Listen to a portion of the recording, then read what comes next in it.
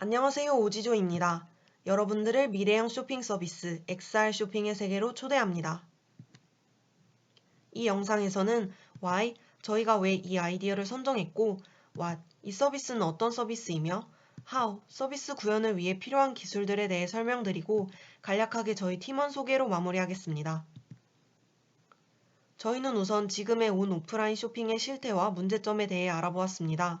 언택트 시대가 되면서 온라인으로 물건을 구매하는 사람이 증가하였습니다. 그러나 온라인 쇼핑의 경우 확인 가능한 정보에 한계가 있다는 문제점이 있습니다. 예를 들어 식품의 신선도나 옷 또는 가구의 실사이즈에 대한 것은 제공된 사진 및 문자 정보만으로는 판단이 어려운 경우가 있습니다. 또한 판매자가 의도적으로 정보를 누락할 수도 있습니다. 판매자가 거짓 내용이나 보정된 사진을 제공하면 소비자는 이를 알지 못한 채 물건을 구입하게 됩니다.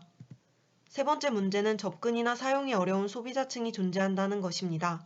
대표적으로 노인, 장애인 소비자 등이 있습니다. 네 번째 문제는 특정 상점이 수도권에 집중적으로 분포하고 있다는 것입니다. 즉, 비수도권의 오프라인 쇼핑 인프라가 한정적입니다. 그래서 저희는 이런 부분들을 보완하고 다음과 같은 잠재적 가능성을 지닌 아이디어를 선정하였습니다. 첫 번째 분야는 환경입니다. 코로나19 이후 사람들은 다양한 물품들을 온라인에서 구매하고 있습니다. 지난 상반기 산업통상자원부의 발표에 따르면 주요 유통업체 매출 중 오프라인은 6% 감소하였으나 온라인은 17.5% 증가하였다고 합니다. 이를 통해 더 많은 비대면 유통 채널이 생기고 확대될 것이라는 것을 알 수 있습니다. 두 번째 분야는 소비자입니다. 산업과 기술이 발달하고 소비자들의 요구가 다양해질수록 많은 기업들이 커스터마이징된 상품들을 출시하고 있습니다. 또한 다양한 쇼핑 플랫폼에서 고객의 데이터를 기반으로 한 추천 서비스를 제공하고 있습니다. 이를 통해 소비자 맞춤형 추천 서비스의 공급과 수요가 증가할 것이라 생각하였습니다. 세 번째 분야는 미래기술입니다. 2019년 KT경제경영연구소의 2020 빅체인지라는 책에 따르면 VR과 클라우드, AR 글래스 등의 기술이 새로운 10년을 이끌어갈 것이라고 합니다. 이러한 기술들을 이용하여 소비자가 직접 상품을 보고 느낄 수 있다면 좋을 것 같다는 생각을 하였습니다. 이 서비스를 크게 요약한다면 IoT로 수집한 개인의 빅데이터와 실시간 제품 데이터로 구성한 XR 쇼핑몰이라고 할 수 있습니다. 이 서비스의 특징은 다음과 같습니다. 첫째, 넓은 스펙트럼의 고객에게 균등한 쇼핑 환경을 제공합니다. 앞서 얘기했던 바와 같이 거동이 불편한 노인, 장애인과 같이 다양한 사람들의 요구를 충족시켜줄 수 있을 것입니다. 또한 수도권에 집중된 매장에 방문하기 어려운 사람들이 매장 방문을 할 수 있게 되므로 지역별, 문화적 차이를 줄일 수 있습니다. 두 번째는 고객과 가정으로부터 얻은 데이터를 기반으로 한 분석과 쇼핑 목록 추천입니다. 우리는 가게를 방문하게 되면 가게 주인이 골라 진열해둔 상품을 구매하거나 인기순 혹은 많이 팔린 제품 순으로 제품을 추천받습니다. 하지만 이 서비스는 고객의 구매 보유 데이터를 분석하여 개개인에 맞는 상품 추천 목록을 만들어 고객이 원하는 상품을 더욱 정확하게 찾아줄 수 있을 것입니다.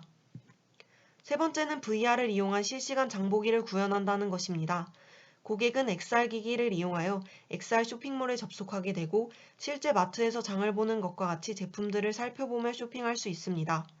네 번째는 입어보고 싶은 옷은 자신의 신체를 스캔한 마네킹에 입혀보며 자신과 어울리는지 등을 확인하거나 AR을 이용하여 가구를 집에 직접 배치해 볼 수 있습니다. 사용자는 이러한 시나리오에 따라 서비스를 이용하게 됩니다. 먼저 평소에 각 가구에서 고객의 데이터를 수집합니다.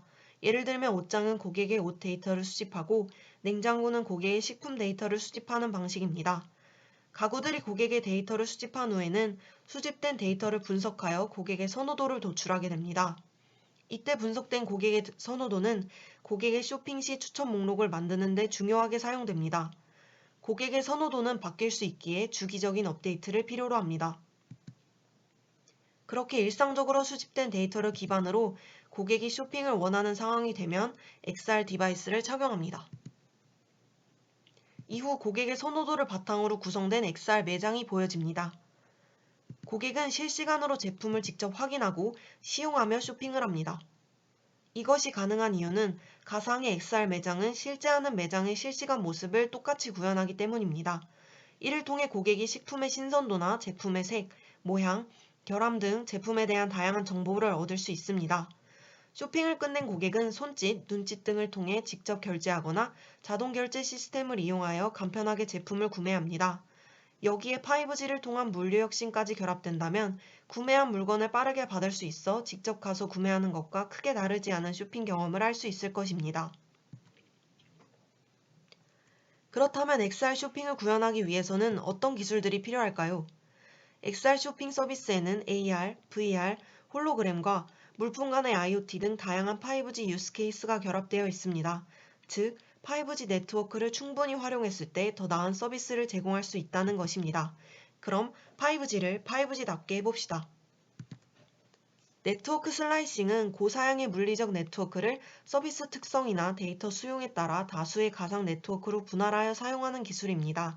예를 들어 고속 대용량 통신의 중요도가 높은 AR, VR 서비스에서는 수백 메가비트에서 수 기가비트의 통신 속도를 보장하는 가상 네트워크를, 고실내, 저지연 통신이 주요 특성으로 작용하는 자율주행이나 산업용 사물 인터넷 등의 미션 크리티컬 IoT 관련 서비스에서는 수 밀리세컨드 수준의 초저지연과 100%에 근접하는 신뢰성을 보장하는 가상 네트워크를 제공할 수 있습니다. 더 많은 데이터를 더 빠르게 처리하기 위해서는 모바일 엣지 컴퓨팅 기술이 사용됩니다. 기존의 클라우드 컴퓨팅이 데이터를 중앙으로 모아서 처리하는 방식이라면 엣지 컴퓨팅은 기기 가까이 위치한 엣지 클라우드를 통해 데이터가 수집되는 현장에서 실시간으로 데이터를 처리합니다. 모바일 엣지 컴퓨팅을 적용하면 처리 시간이 단축되고 인프라 데이터의 과부하가 감소되며 보안성을 높일 수 있습니다. 따라서 고성능의 가상, 증강현실과 안전한 서비스가 가능해집니다. 5G 기술만으로도 4G 때보다 확연한 속도 향상을 이루었으나 여기에 인공지능을 활용하면 네트워크의 성능을 신속하고 정확하게 최적화할 수 있습니다. 먼저 컴프리헨시브 AI는 각 개체 간 통신에 최적화를 하는 로컬 AI, 사용자 단말과 기지국, 코어망과 애플리케이션 서버의 조인트 오퍼레이션을 최적화할 수 있는 조인트 AI, 전체 통신 시스템의 최적화를 진행하는 엔드투엔드 AI로 구성되어 있습니다. 이를 이용하면 효율적이고 안정적이며 저렴한 통신 시스템을 실현할 수 있습니다. XR은 실시간으로 몰입도 높은 사용자 경험을 전달하기 위해서 강력한 연산 능력을 필요로 합니다. 이때 디바이스의 연산 능력이 부족할 수 있고 이를 해결할 수 있는 기술이 바로 스플릿 컴퓨팅입니다. 그림은 스플릿 컴퓨팅의 예시입니다.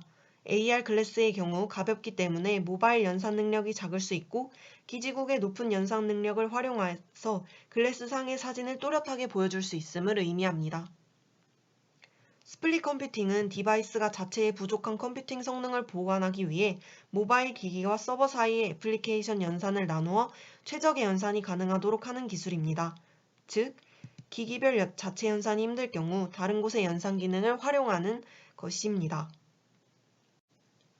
스플릿 컴퓨팅을 사용하게 되면 모바일 기기들은 무거운 연산 태스크를 네트워크상의 연산 자원들로 분산시키기 때문에 배터리 수명이 늘어난 것처럼 향상된 성능을 보일 수 있어 XR에 적용하였을 때 사용자가 좀 더 몰입할 수 있을 것으로 예상됩니다. 이처럼 통신 기술은 4G에서 5G로 발전해 왔고 앞으로 AI와의 결합을 통해 더 최적화된 성능으로 나아갈 것입니다. 저희가 오늘 제안한 아이디어가 아직 5G에서는 구현 한계가 있는 부분이 있지만 4세대 기술인 6G에서 보완될 것으로 기대됩니다. 지금까지 동국대학교 산업시스템공학과 신유와 전소영, 정채원이었습니다. 감사합니다.